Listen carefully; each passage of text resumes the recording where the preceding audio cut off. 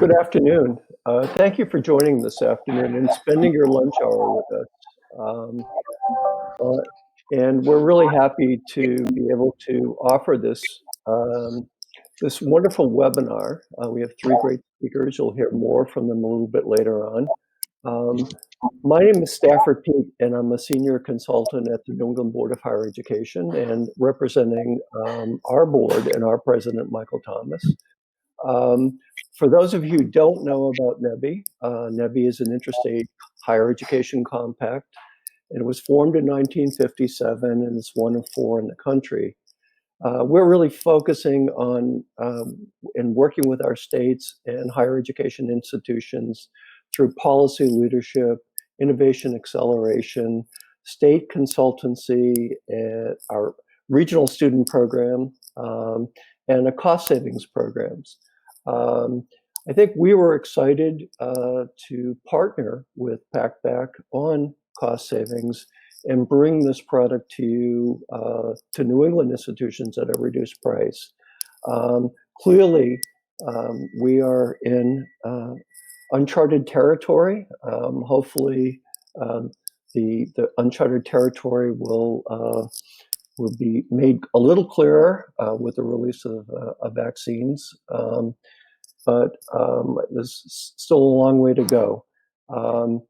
The one issue is for higher education is that COVID has really, I think, catalyzed a lot of changes that have been in the works for a number of years and using different technologies to improve student learning, increase student engagement.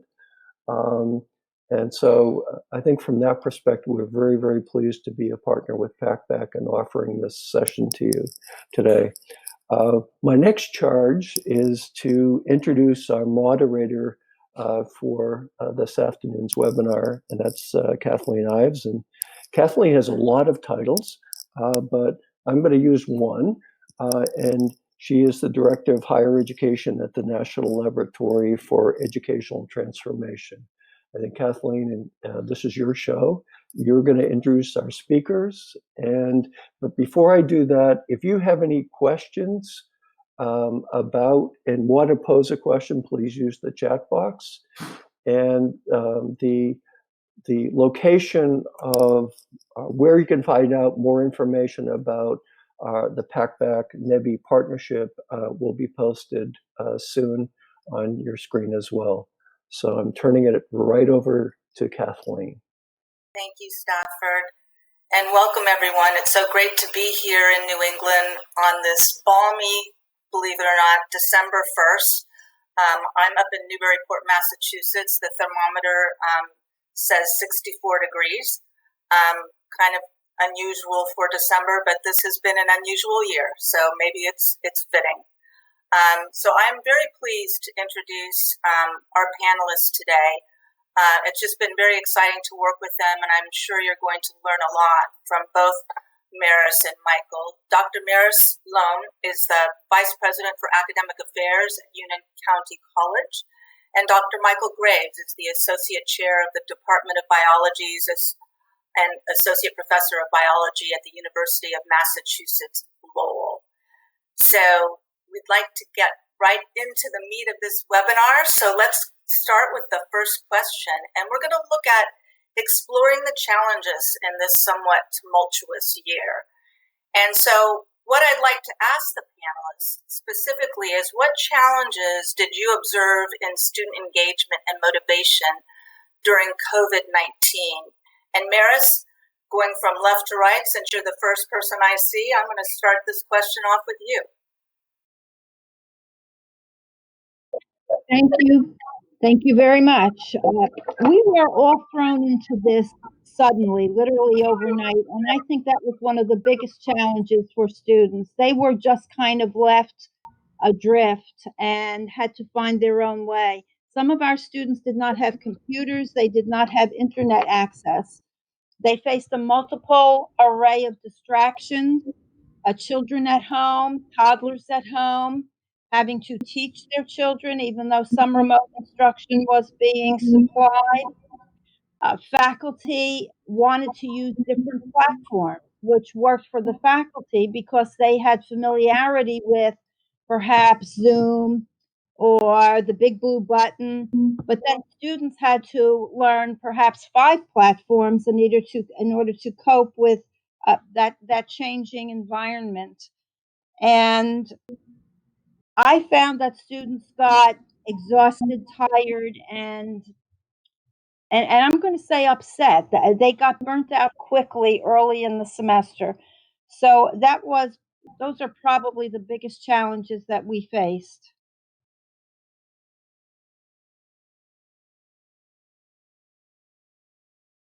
I can't hear. I'm so cognizant of muting.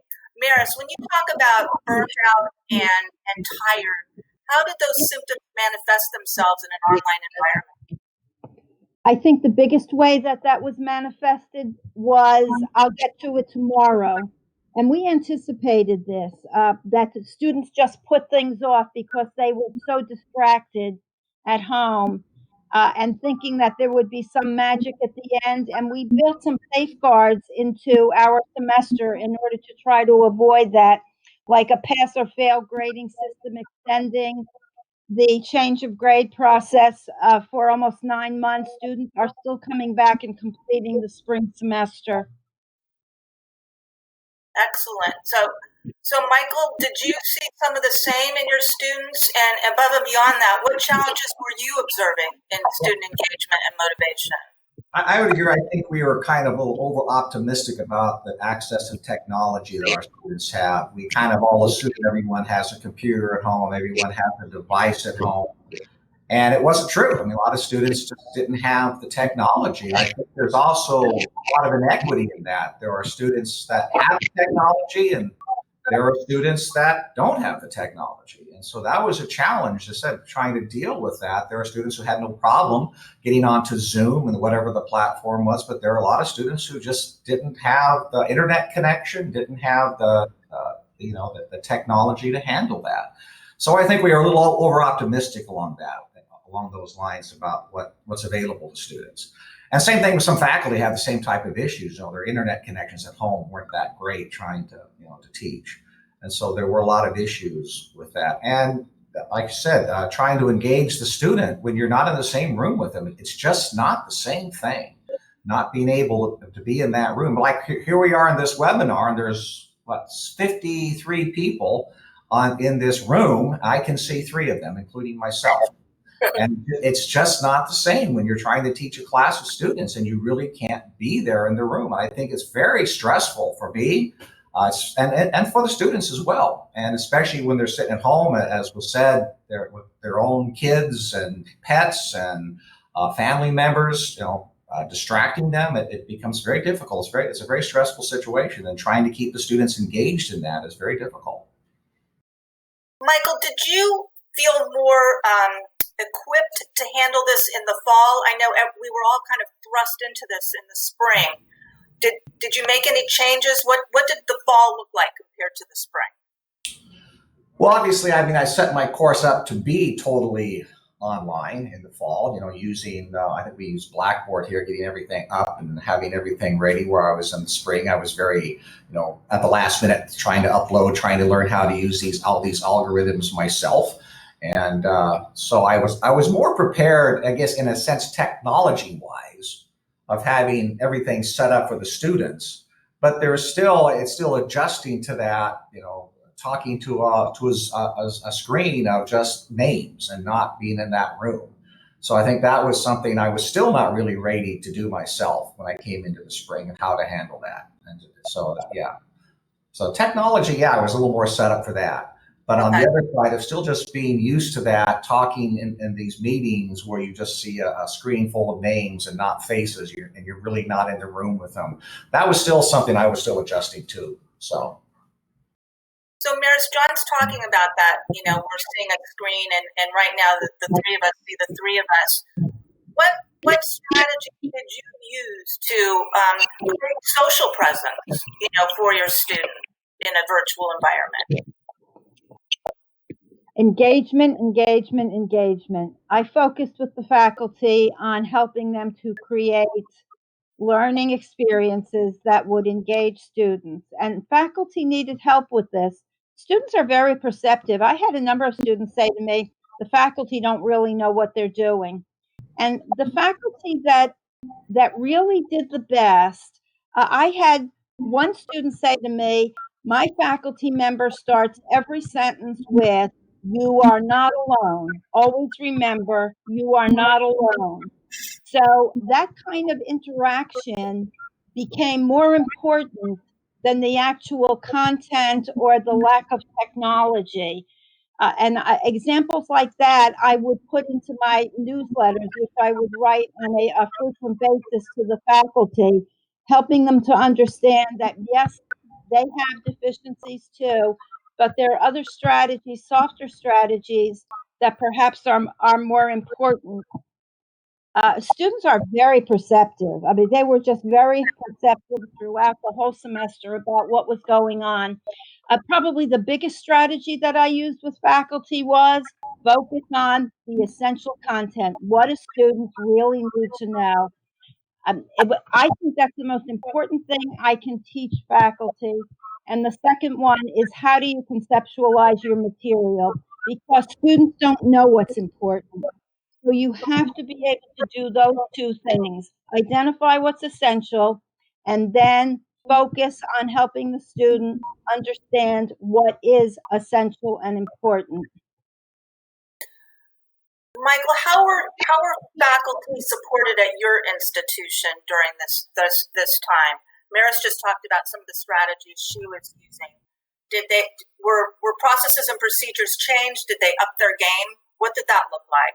So yeah, I mean, over the summertime, our in anticipation of this, our university ran a lot of workshops that were hosted by faculty to basically help people prepare, for the fall and prepare to be online and how to do online. So we had all kinds of seminars and workshops over the summertime, both from the technology level, how do you use Blackboard or Zoom or whatever you're doing, but also just from the pedagogy standpoint of how to interact with students in the classroom in an online environment, because so many of us haven't done it. And so we did have a lot of workshops over the summertime for that. And then we also, IT, we were handing out, for the technology side, our IT department was handing out devices to students and faculty and staff, loaners so they could take home with them so people could, work from home. And so, yeah, we were trying to support it as much as we could in as many ways we could. That's terrific. Maris, both you and Michael have talked a little bit about at the beginning of this question about burnout and stress. What kind of mental health strategies, if any, or wellness strategies did your institution employ? Just because this was a challenge that obviously faculty and students were facing. I think one of the primary things we did was connect them with each other. As was just said, training was essential, and helping faculty to understand they were not alone, that their peers were suffering the same issues and dignities that they were suffering. As I said before, students are very perceptive. It is best to admit to a student, I'm really not sure how to do this, but I'm going to find out and get back to you. I did frequent newsletters, which helped faculty to understand that what was going on in the institution. Excellent. And Michael, were there wellness strategies or other types of strategies that were employed? Well, yeah, I mean, we have a wellness center, obviously, at the university. We have counselors that are there constantly for the students and faculty to contact. Again, we ran various types of seminars and things over the semester to try to engage students and let them know what the resources were available. Faculty advising their students and just chatting with their students. That's actually one of the most important things we were talking about. I know earlier talking about pedagogy in classes and how to deliver material. And I found that sometimes when I went off topic and just started a discussion with the students, something related to the class, but not really on topic, is when you got the most responses from students. You started talking about something you heard about in the news related to the class. and just getting students, just talking about something that's just, it's related, but it's not really the subject you're talking about that day, and get them just chatting with each other. And that really, I think that really helps a lot as well. The students really start to relax, and you're just chatting about something that's not really, this is not really something we're doing in class right now, but it's related to it. So I think those types of things also help kind of the wellness issue of just getting the students chatting about things other than just what you're talking about in class that day, but it may be related to the topic as well.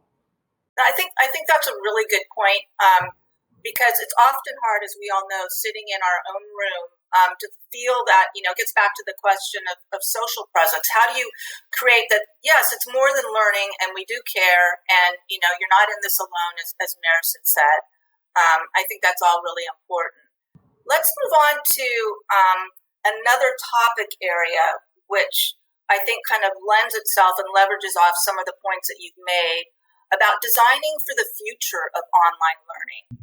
And so the question that I'd like to pose to both of you are, what were the biggest changes? And I know you've talked a little bit about this, but the biggest changes that you've had to make this semester to your course pedagogy to adapt. And Michael, I'm going to throw this one at you this time first. Well, the first thing is just, how do you, things like assignments, exams, quizzes, how do we administer those? Because I'm an old-fashioned guy coming to class. I hand out a piece of paper that's got a quiz or it's got the exam, and the students write on it and they hand it in at the end of the day. I've never had a student who came up at the end of the class and said, I can't hand in my paper exam, the table won't accept it. And so when you're doing things electronically, again, you have that issue of, how do I give an exam? How do I give a quiz to the students in this electronic world that's going to be fair, that they're able to complete? And you also have to think about cheating. Unfortunately, we have to think about that as well when the students are home and they have all this internet access they do have. How do we rethink how we're going to assess the students in a fair way online? It's a much different way. I basically had to redesign the way I was giving quizzes and exams and tests, and even lecture style. The way I lecture, I like to be in the room with the students. Walk around the class, talk to them. And again, you can't do that virtually. So how do I adjust how I address students and talk to the students and lecture to the students to keep them, engaged in the classroom? It's a lot of changes like that. Yeah. I know the audience will probably be very interested in this. I know in my career, I've had to address this quite a bit. I want to go back to a point that you made about cheating. What are some of the strategies that you implemented? How did you compensate for that? Well, one thing we would do is when you make up an exam, you make up basically banks of questions. So every time a student gets the exam, every student gets a different set of questions. And so that makes it more difficult for the students to work together. The other thing you have to kind of do, and this is the hard part too, is you have to kind of keep to a strict time limit. Because now, of course, it's a 50-minute exam. That's how long the class is. So you have to kind of keep it at 50 minutes. That basically, if the student is trying to Google all the questions, they're gonna just waste their time, right? But at the same time, you have to take into account that you have problems with students lose internet connections during the exam. They have trouble uploading the exam. And so you have to that's one, you try to keep it that time limit, but at the same time, you have to be kind of understanding that sometimes, I'm 10 minutes late because my computer crashed and I couldn't upload my exam. But, so the way you, again, rewrite your exam questions, so they're more, things that the student necessarily can't look up. Right. So I make up problems, that they're not on the internet anywhere. I make up some hypothetical gene X and I give them some data about it they have to interpret, which they just can't really look up because it doesn't exist. And so they can't really Google the answer to it. So different ways of coming up with the way you ask questions and the way you present the exams. So excellent. Maris, some of the biggest changes you had to make this semester, and again, I'd also be interested in if you had to develop compensation type strategies for cheating. I would echo what Michael said about writing exams. I think that's a really important point. It is possible to write exams where students cannot just cheat on the exam. I went to a Jesuit college, and in our philosophy exams, we had open book exams, and you could still fail the exam because it just wasn't possible to cheat. So I think that's an important skill that we can teach faculty how to do that. I found the overriding concept was flexibility. Faculty would come to me frequently and ask for help, and I always had an answer for them, some kind of an answer. So mostly, one faculty said to me, "This is not the same course I taught last year." And my answer always was, "You're right, it's not. So tell me how we can make it a course that teaches the students what they need to know, what you believe they need to know." And that's pretty much what I kept coming back to. And I'll say, in listening to Michael, experienced teachers like him have so much to offer faculty because they're confident, they're assured, they understand their content, they do know what's important, they know how to identify that for the student. So connecting really seasoned teachers with some of the newer teachers who were foundering, that was a big strategy that we used frequently over the semester. That's great. So they served as kind of mentors, faculty mentors. Correct. The other question I have for you, Maris, is what other upskilling did you have to do with faculty with regards to facilitating in this new environment? I think the biggest one was what Michael had alluded to before. We had a lot of faculty training. Canvas is our platform, a lot of Canvas training. We took our best teachers and we had them offer sessions on pedagogy, how you teach in this environment. They were really they were virtual, of course, but they were really well attended. And faculty were hungry to learn how to do this better in this upside down world that we're all living in and continue to live in. I actually think we had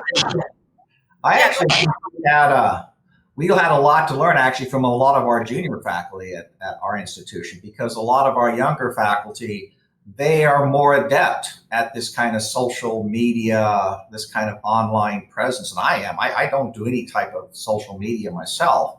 And so some of our newer faculty who, they actually come in, they use these platforms. They are much better at kind of connecting with people from them. So I think we had a little bit to learn from them as well, of just how to navigate and connect with people on this online world that we're in. So Michael, how did you share best practices? How did you seek out these faculty, or how did they show themselves to you that said, I can help you here with some of this stuff? Well, mainly it's just contacting faculty and speaking to people. It's almost like just commiserating. Here's my problems. How do we go about doing with it, and just having just chatting. Unfortunately, even the chats are like this. You can't really get together and just talk to someone. But it's we have we host online seminars and workshops, and just meeting with people and chatting with them. And our department has kind of a teaching and learning seminar they do once a week. We do once a week to kind of just talk about best strategies and practices. So just basically getting together and just share what's happened and how do you deal with it. So Maris, knowing what you know now, okay, having gone through this since the spring and now into the fall, but if you had a redo with regard to the changes that you've made to your pedagogy, what would that redo look like? I would be more forceful with faculty training, and more forceful in helping faculty to understand that student engagement is critical, and that the sage on the stage really doesn't work as well as it used to. We have got a new audience. They are less tolerant of our mistakes. They are more demanding. The online world is much less forgiving. And I probably would put more pressure on everybody in the institution to try to get people to retool, identify areas where they needed help and retool. And I charge the deans with that. That's their job, is to help faculty get better at what they do. Michael, what would your redo be? I think I would spend more time, as I said, going offline, up on the topic matter, because I think that's engaged. I mean, again, if you start asking students questions about things that are happening in the news or something related to the topic, I think I would spend a little more time in that. I'm kind of a content guy, the courses I teach, but I think maybe backing off a little bit more of that and spending more time just talking about how the content relates to the world around you, and just bringing those types of things to the class instead of just focusing on, okay, I have to lecture about this material today. It's stepping back and let's just kind of have a discussion about, things about this course versus, worrying too much about, I have to cover this amount, but I have to get to slide 30 by the end of the time. Right, I think I would do more of that. I'd like to move into another topic, and that really is taking a look at Packback's role as instructor support. So I'd like to share a little bit of information with you. I love this. Packback teaches you how to ask the right questions as opposed to just answering them, which is what it feels like what we're always doing in school, and that was from a student at Penn State. And so when you think about Packback and NEBI, they've established, as Stafford mentioned, a partnership that's enabling higher education institutions across New England to access and facilitate more engaging, dynamic online discussions.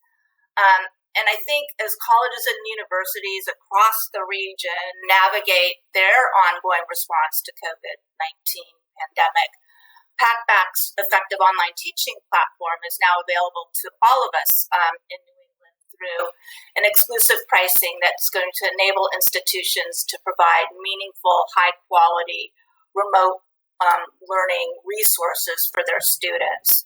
And I think what's important to note is that this partnership comes at a time when our colleges and our universities are working at to enhance their online capacity, and it's been particularly challenging. So when we look at comparing discussion rigor on Packback versus the learning management platform, in the research that's been conducted by Packback with its member institutional partners, comparing discussion rigor on Packback versus LMS discussion, the control students in the Packback group versus the LMS discussion group showed, among other things, a higher rate of source citation, more posts over 120 words in length. Imagine that for those of us that often struggle with our students to get them to post, and more responses to each top-level student post.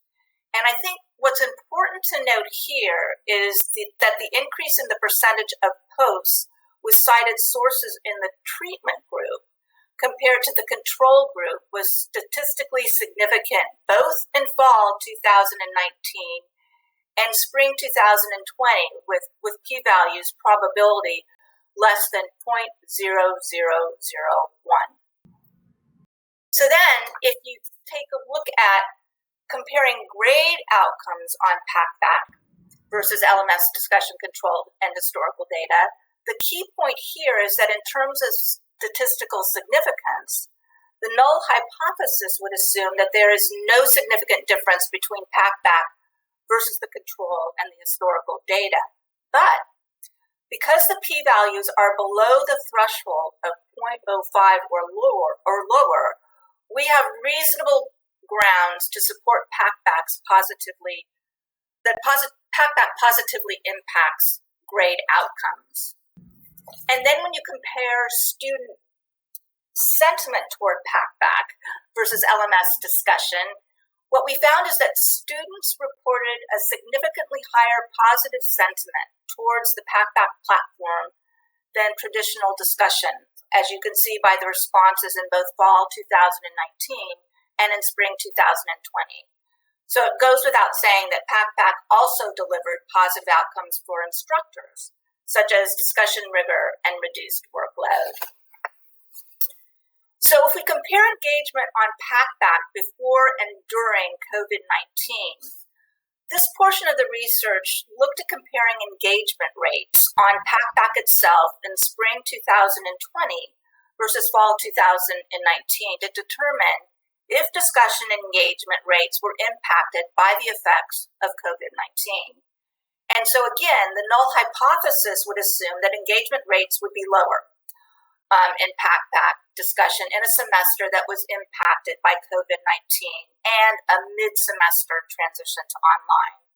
But what we found is that truly there was no statistically significant differences in the quantitative engagement metrics analyzed, and which gives us reasonable grounds to believe that Packback engagement remained consistent despite that shift to emergency online remote learning.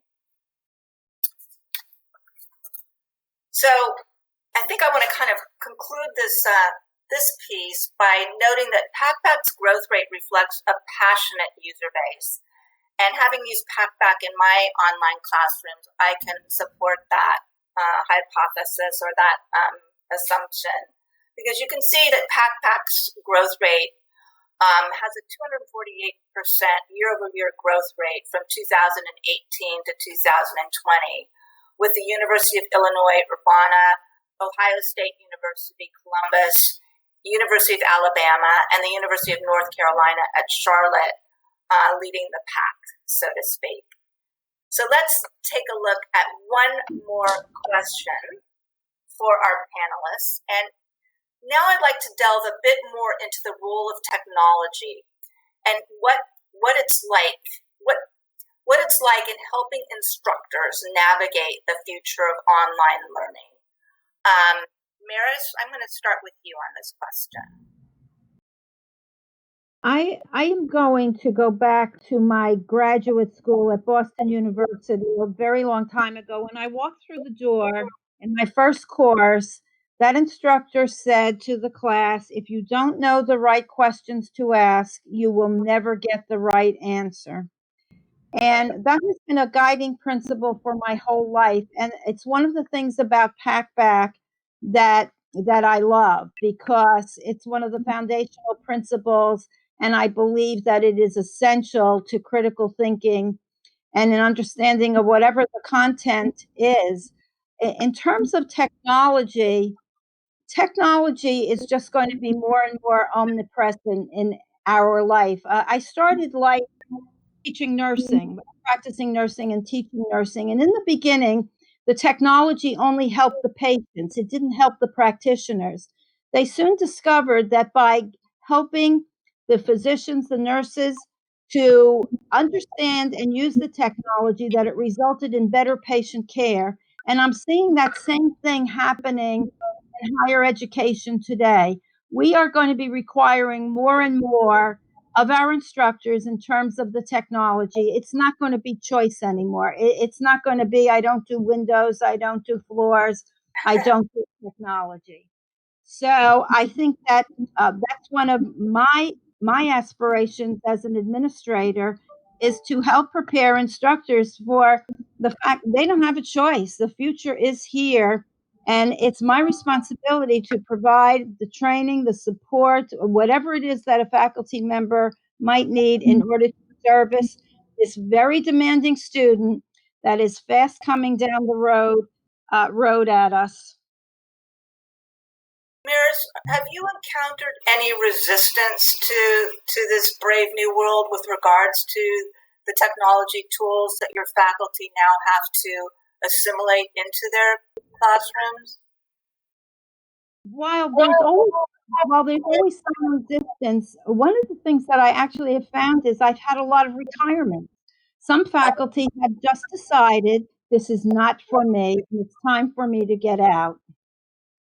The rest of them, they are trying hard to get on board. Within a month, last March, we had bought thousands of computers and were able to give a computer to every student and every faculty. So that while they had the hardware, they still had to navigate learning it, and really remarkably little resistance. From a support perspective, how did your institution have to recalibrate a bit? Because that's a lot of computers and a lot of technology that you had to integrate in a short period of time. What are some strategies that you all implemented? And maybe even talk about what didn't work, if there were things that you tried that didn't work. We had a lot of hand-holding from our distance department. We hired some extra people, and they were prepared and did work with individual faculty on a one-on-one basis, helping them. In some instances, I found myself wondering if the distance education person was teaching the course. There was so much hand-holding, but my philosophy was whatever it takes. So distance IT, they were very, very busy. They know a lot. They were great. We couldn't have done it without them. Michael, what does the role of technology like Packback look like in your institution? Well, I mean, our institution has been doing online learning since back in the 90s. So we've been working on it, and a lot of our faculty are very, very good at it. A lot of us are not. This is the first time I've ever taught online myself. And so you say, how are the faculty been receptive to it? I mean, the faculty have been receptive to the sense that this is what we have to do, and this is the world we live in right now. I think a lot of faculty don't like it. They would rather be in the classroom, person to person. But I think we do realize the technology as a tool. And I think there are, these things like Packback and a lot of these resources do provide an important tool to help expand, augment the classroom. And so I think we see the same thing. We've seen some faculty retire and say, this is just not my world. And a lot of our younger faculty are coming in and they're like, oh yeah, we can do this, because they're more used, to this online presence. But I think certain things like for Packback, what I found for it is my students, the question asking and the post, I think they have a lot more freedom when they have this type of resource where they go home and, they can sit there and they're looking at things on the internet, they're seeing stories, they're reading papers. And they have a lot more freedom to kind of ask a question and post something on this than they would maybe in a classroom. I get all kinds of really cool things that students post on my Packback post, things I never would have thought of, the things they found that I didn't know about. And so I think because of they're at home, they can do this from their own their privacy of their own home and their own room. They have a lot more freedom of really kind of being creative, of coming up with things and posting this on these sites. So I think these tools have a place, but I think one thing we might be learning from the pandemic is it's not a replacement for being in person. They are an important tool that can help us to augment the classroom, to help students explore, to help students ask better questions, but it's not a replacement for being there. So, but I think it does have, I think a lot of these tools, yes, I mean, we are going to see more and more use of these tools as we go forward. So you're the perfect person to ask this question, because you said this was the first time that you've taught online. So if you were explaining to a new faculty member what Packback is and how you used it, how would you explain it to them in layman's terms?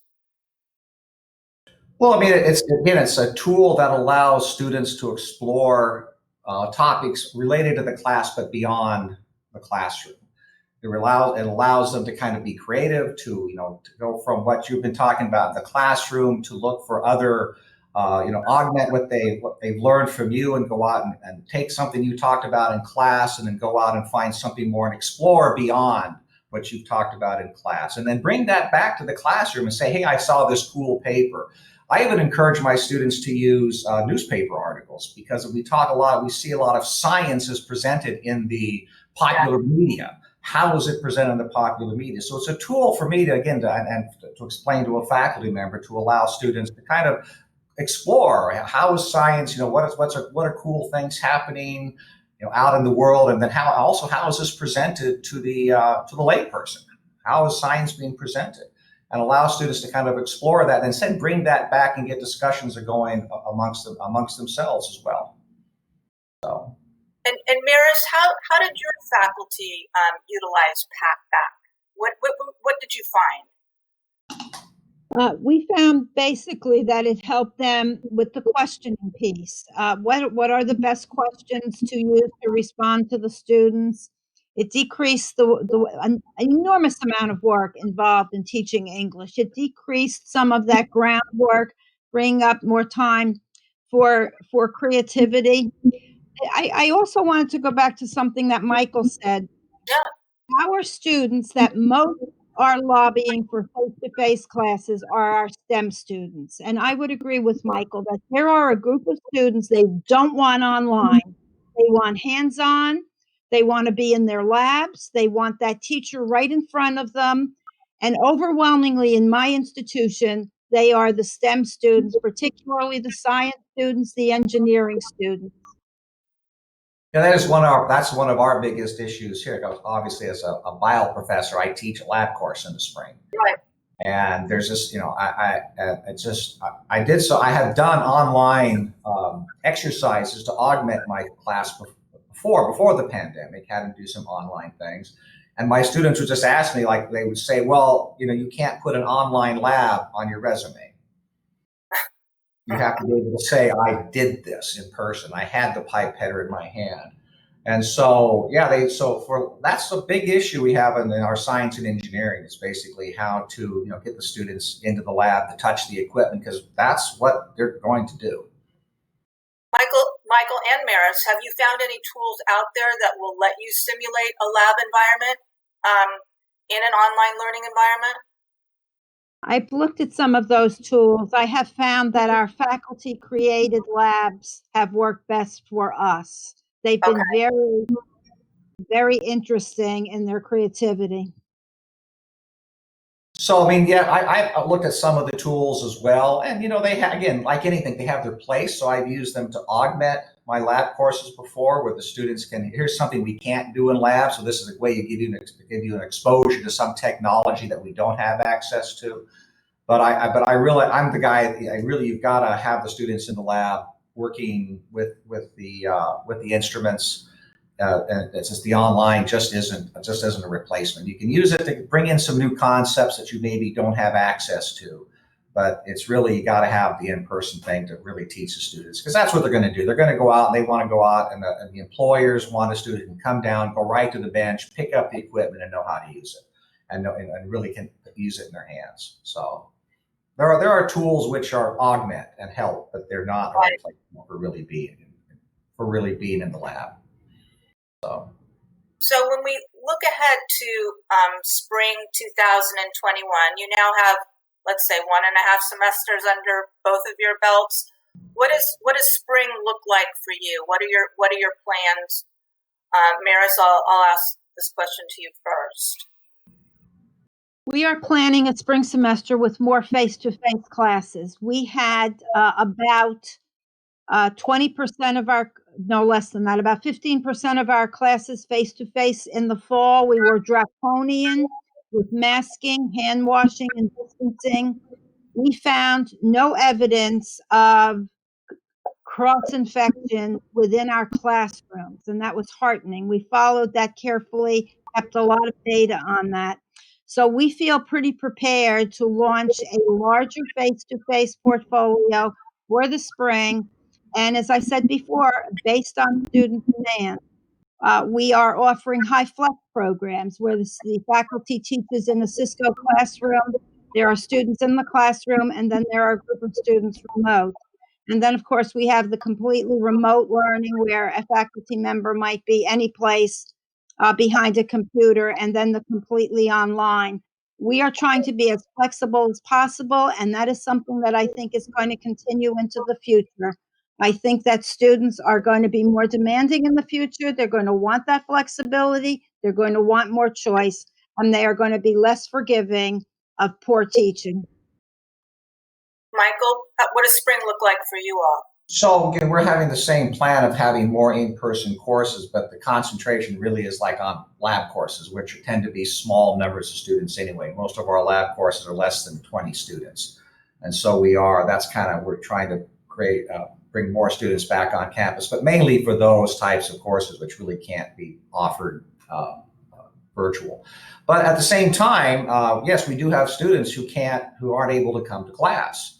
And Right. so we are trying to develop, in some of our lab courses where we can, to develop a kind of a virtual version and an in-person version. And so the student who can't come to class, we can give them some type of an experience in this course virtually. And so we're actually trying to balance having some in-person courses versus some virtual courses of the same, but then there are some courses that just can't be done. And so the other issue is, we have lab rooms, we have 16 students in a class or 18 students in a lab class, but you can't put all of them in one lab room at the same time with social distancing.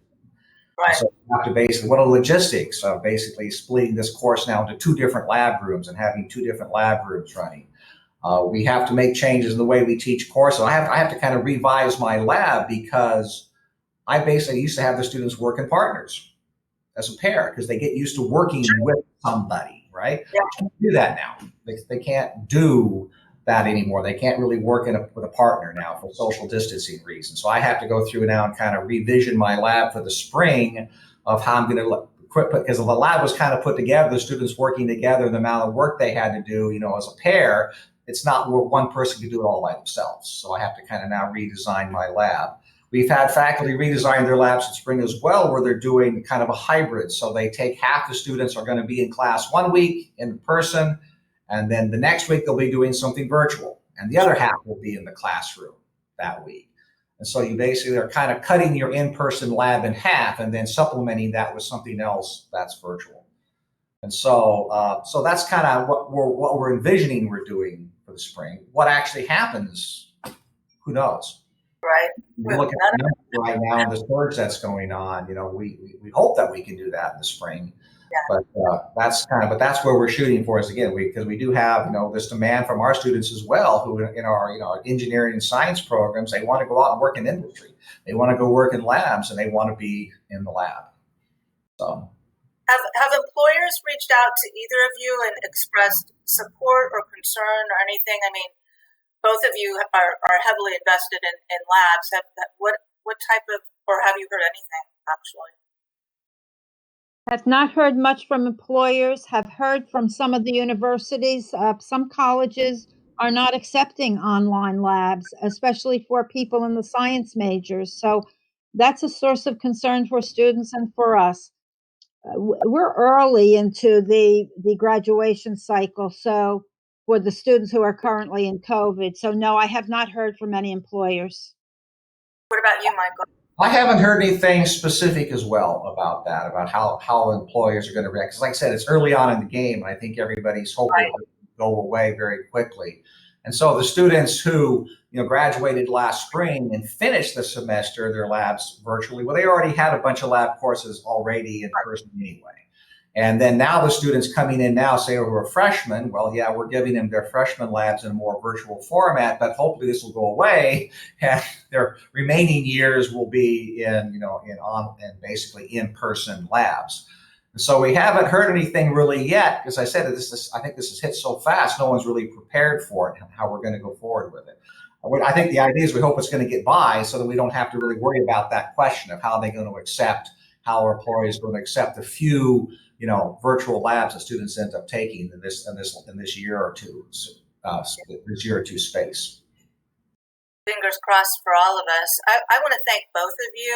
This has just been a wonderful discussion, but I also want to provide the opportunity for our audience to participate as well. So now's the time for some Q&A, and we'd love to hear from you.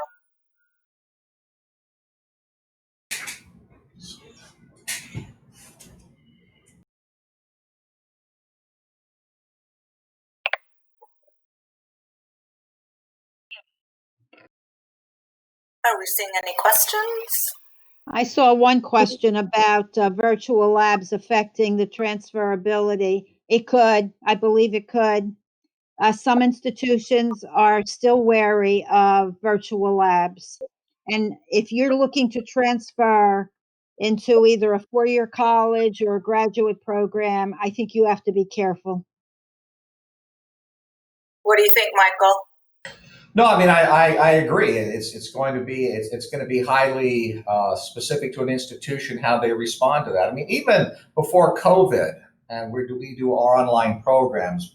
We try to create online science programs for students, and they have lab components. Even a student who's not a science major has to take some type of a science course and some science labs. So we have online programs, and it's always been an issue of putting together an online lab, even for a program like that. And there are people who are leery of, well, how can you have a lab online? So that's kind of always been out there, that kind of attitude. And so it's even more so now, because a lot of those courses, okay, you're taking an online lab, which is not really, you're not a science major, you're just taking this, but now you're a science major who's doing this online lab. And is that really the same thing? And so it's going to be an issue how that's going to be accepted by employers and grad schools and all of that. So, Meredith, you mentioned that that Packback was very instrumental in reducing workload for instructors. Could you elaborate a bit more on that? Yes. In correcting papers, I taught an issues course, and the assignment was a research paper, and I found I spent an inordinate amount of time trying to come up with an answer or a response to what was often very poor writing.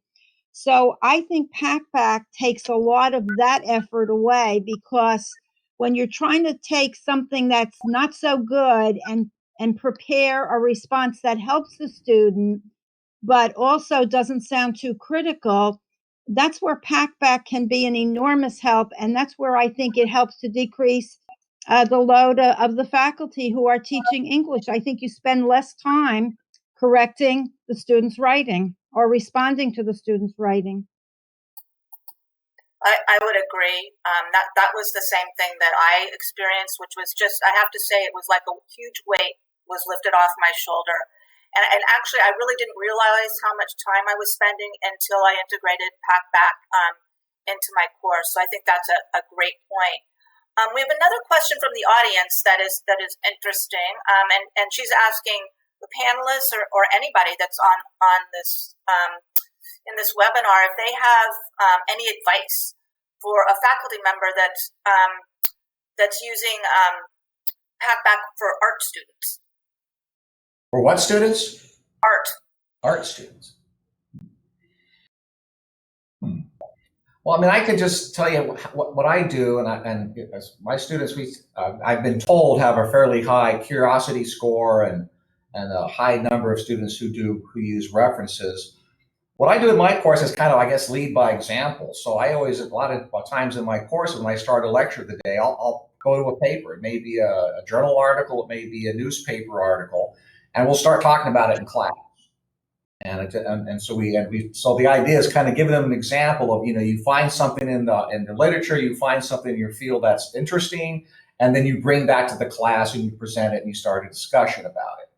And I also spend one day a week where I actually start the class going over the Packback posts. I pick out several of them and just talk about them in class and talk about the discussion. And so I think that kind of helps, if you show the students kind of how you want them to use it, that'll help them use it better. If you kind of do that yourself, if you basically if you want them finding articles in the press, if you want them finding articles in journals and bringing those back to class, you do that in class. And then you basically go to the posts during class and you talk about them to students in class. And you say, hey, I thought this was a real cool question somebody asked. I thought this is a really cool paper they found. And so you kind of bring that back to class. So you kind of let them know this is what I'm looking for. Excellent. Yeah, I would just add to that, I would go to the learning outcomes. What is it that you expect the student to walk out of that course with? And then that's what we do with our assignments. We relate those assignments to those learning outcomes. And then I would build on what Michael just said. A lot of good ideas there. So Maris, just kind of following on that, any advice that you would give for faculty members using Packback for the first time? So think back when you first introduced it. What thoughts do you have? I think the whole secret to technology is to be patient. We are all on a learning curve, and too many people just give up too easily, and they say, I can't do it. They walk away, and everybody loses. The faculty loses, the student loses, the institution loses.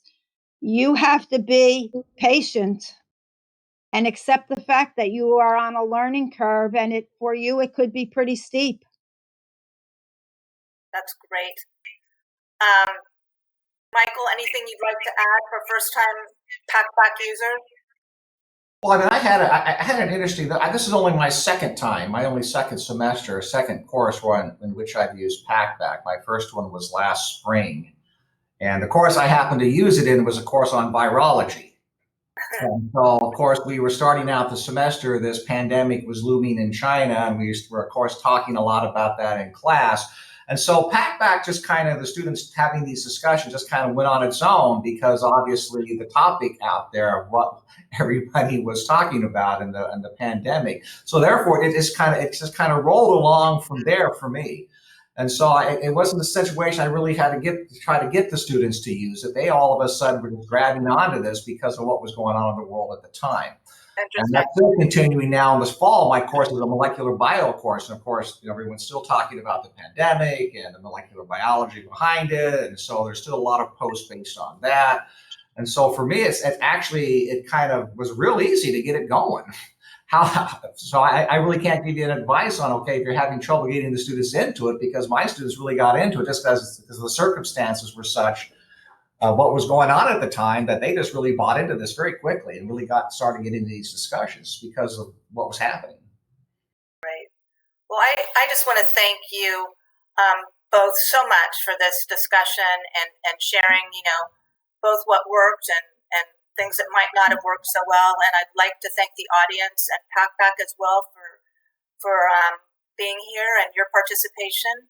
And please have a lovely rest of your day. And I never thought I'd be saying this at the end of anything, but stay safe. You're welcome.